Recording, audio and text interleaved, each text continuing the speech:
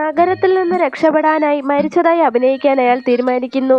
എന്നാൽ അബദ്ധവശാൽ അയാൾ ശരീരം ചൊറിയുന്നത് പെൺകുട്ടി കാണാനിടയാവുന്നു.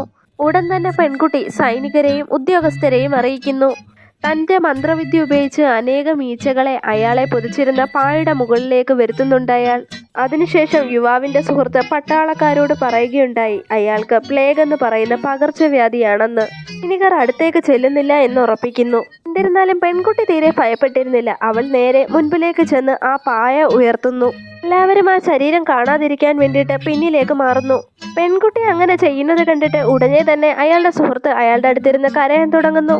അങ്ങനെ പെൺകുട്ടി സമീപത്തൊരു പോസ്റ്റർ കാണുന്നു. ആ പോസ്റ്റർ ഇളക്കി അയാളുടെ നെഞ്ചത്തേക്ക് വെച്ച് താരതമ്യം ചെയ്തു നോക്കുന്നു. പോസ്റ്ററിലുണ്ടായിരുന്ന യുവാവും ഇയാളും ഒരുപോലാണെന്ന് പെൺകുട്ടിക്ക് മനസ്സിലാവുന്നു. ആ യുവാവിനെ എഴുന്നേറ്റിരിക്കുകയല്ലാതെ മറ്റു മാർഗമൊന്നുമില്ലായിരുന്നു.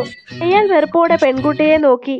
അതിനുശേഷം തൻ്റെ സുഹൃത്തിനോട് പെട്ടെന്ന് തന്നെ സിറ്റിക്ക് വെളിയിലേക്കുള്ള കവാടത്തിന് പുറത്തേക്കാക്കി തരാൻ പറയുന്നു. ഈ അവസരം മുതലെടുത്ത് പെൺകുട്ടി നഗരത്തിനുള്ളിലേക്ക് കടക്കുന്നു. രക്ഷപ്പെടാൻ പറ്റുമെന്ന് ആ യുവാവ് കരുതുന്നു. എന്നാൽ പട്ടാളക്കാർ അവരുടെ നീളമുള്ള കുന്തം ഉപയോഗിച്ച് ചക്രങ്ങൾ തടയുന്നു. എന്തായാലും അയാൾ പറന്ന് കവാടത്തിന് പുറത്തേക്ക് പോകുന്നുണ്ടെങ്കിലും ആ സന്തോഷത്തിന് അധികം ആയുസുണ്ടായിരുന്നില്ല. ഒരു ശക്തി അയാളെ തടയുന്നു. പട്ടാളക്കാർ ആ മനുഷ്യനെ കെട്ടിയിട്ട് വീണ്ടും അകത്തേക്ക് കൊണ്ടുപോകുന്നു. അപ്രതീക്ഷിതമായി പെൺകുട്ടിയെ അയാൾ വീണ്ടും കണ്ടുമുട്ടുന്നു. എന്നാൽ ഇപ്രാവശ്യം പെൺകുട്ടി വളരെയധികം കുഴപ്പത്തിലാവുന്നു.